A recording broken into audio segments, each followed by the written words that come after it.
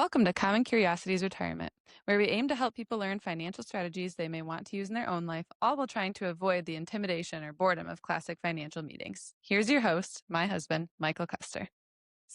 So let's say I have some debt.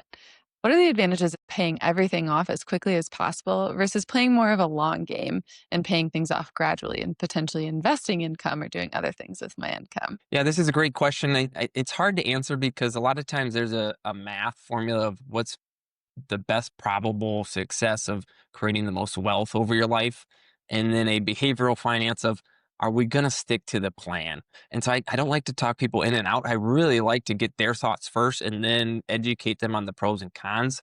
And so there's a big behavioral finance here for this question, especially. And behavioral finance is how are we actually going to behave? Let's say I have debt at 3, 4, 5, 6% on, you name it, cars, mortgages, student loans, or whatever. In my head, do I think I could make more than that on investments? Probably. Over the long term, yeah. Some years I make a bunch, some years I might make none.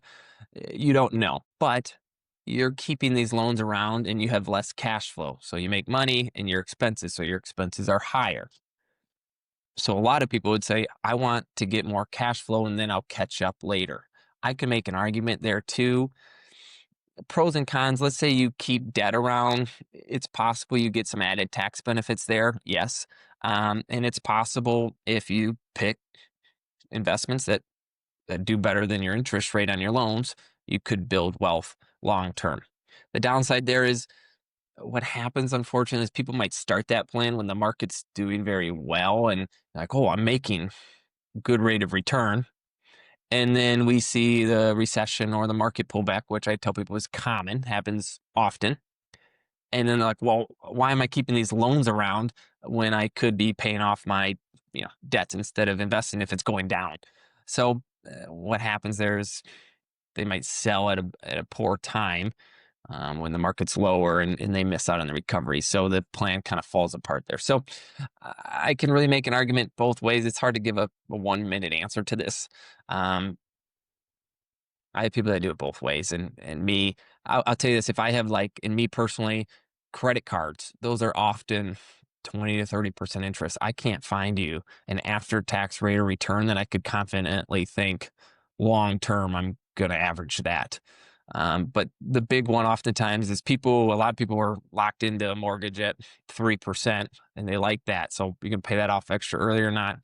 And other people say, I'm getting a mortgage. Currently it's around 6.5-ish. Well, I might be able to refinance, so I don't really want to pay it off earlier. So there's a lot of moving parts there, but that's my best short answer to that. In what situations is it okay to acquire debt? Is that ever okay? Yeah, I tell people this, if you're going to take on debt, try to invest in yourself if you can. And what I mean by that is I personally think in your 20s, 30s, and even 40s, the best thing you can do is invest in yourself. So financial advisor is going to say, hey, buy some investments and they're going to go up this amount and look how rich you'll be, which I think, yeah, that could be a great idea. I do it all the time and it's passive. I don't get a phone call in the middle of the night from my investments. But if you want to generate more revenue or, more returns for yourself, I would say invest in yourself. So what does that mean? If you can go to school to get a certification or a degree that will give you a high paying job, or if you're employed and you can get training or a new skill or license that the employer will value and they'll pay you more. I think that's a great thing. Or if you have a skill set and you think, I can find a problem out there that isn't solved by other businesses, I think I can fill that. I'm going to start my own business. I'm going to do very good work at a fair price, do right by people, and I think they'll pay me for that. I think that's a great time to take on debt at a reasonable amount to reinvest in yourself. But other than that, the normal mortgages, I don't have a big problem with mortgages. As long as it's not too high of your income, you start going above that 30% of your income, it kind of often starts getting tight for people. But if you're taking on credit card debt, I personally think we got to try to get that done as fast as possible. They're just killer interest rates. But yeah, if you're going to school or college or somebody told me they're getting an MBA in underwater basket weaving. I don't know the market out there for that, but like getting just a random degree might not help you. So you really want to know, like, is this going to pay off for me? I think, but that's when I would look at being good with debt. Now, let's say I just started my first big kid job. How should I allocate my money? What do I do with it? What funds could I put it in? How do I invest it? What do I do with this newfound income? I think what my wife here is trying to ask is, when I graduate and have an income, how much home decorations can I purchase? Before I got married, I had one pillow on my bed. One. After I got married, all of a sudden we have 8 pillows on our bed. Why do we need 8 pillows on our bed? You know what we do? We go to bed, we take them all off. Then we wake up, make the bed, put them all back on the bed. There's no purpose. And she's like, well, it's for looks. I was like, "Pff, who's looking at our bed?" But anyhow, you graduate your first big kid income. What I would do is I would list out what my top priorities are and what my top goals are, and then kind of say, okay, here's how much money I have, how much extra money do I have, and then start chunking them away. So um, probably first, I would take a couple months to see what your actual paycheck is. People quickly learn taxes and Social Security and Medicare, and they get a job offer for 60 or 100 or whatever $1,000. Well, you keep a lot less than that at the end of the day. So I would say, take a couple months to see what actually is hitting your bank account. Then I'd say I would consider, building up a little slush fund of 3, 4, 5, 6 emergency fund months. And then I'd say, okay, do I have loans? When do I want to retire? If you want to retire at 60 or 62, you better start saving some money. If it's 70, then maybe you don't have to save as much. But if you have loans, so let's maybe decide if we want to attack those as rapidly as possible. What's the interest rate on those? Or do you just want to get them done? Um, do I need to buy a car? A lot of times people graduate and their car is getting older.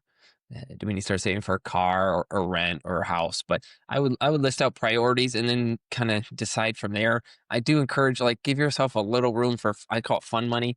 Like someone like me, I didn't used to give myself fun money. So every time I did anything, I felt guilty for spending the money. And I was like, well, the point of money is, to do what you want to do. You don't want to go crazy, but say, hey, whatever fits in your budget, is that $100, $200, $300 a month, and this is fun money. I'm going to spend it on something I enjoy and not feel guilty. I think that's a way of helping that too. But what I did is list out my priorities and goals, and then kind of start deciding what ones are my top goals, and really go after them.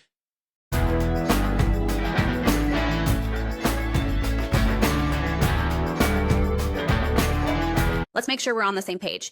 This is general educational info, not personal advice. We don't know your goals or financial situation. Before making any decisions, it's always recommended to talk to a qualified professional who can tailor guidance to your specific needs after learning more about you. Here are some more exciting disclosures to help make this even more clear. This information is not intended to be a substitute for specific individualized tax or investment advice. Securities offered through LPL Financial, member FINRA/SIPC. Investment advice offered through Harborfront Financial Group, a registered investment advisor. Harborfront Financial Group and Custer Financial Advisors are separate entities from LPL Financial. Investment advice will only be given after a client engages our services by executing the appropriate investment services agreement. Harborfront Financial Group DBA Custer Financial Advisors CFA is a registered investment advisor RIA. Registration as an investment advisor does not imply a certain level of skill or training, and the content of this communication has not been approved or verified by the United States Securities and Exchange Commission or by any state securities authority. Custer Financial Advisors renders individualized investment advice to persons in a particular state only after complying with the state's regulatory requirements or pursuant to an applicable state exemption or exclusion. All investments carry risk. No investment strategy can guarantee a profit or protect from loss of capital. Past performance is not indicative of future results. Advisory services offered through Harborfront Financial Group, CRD number 331763,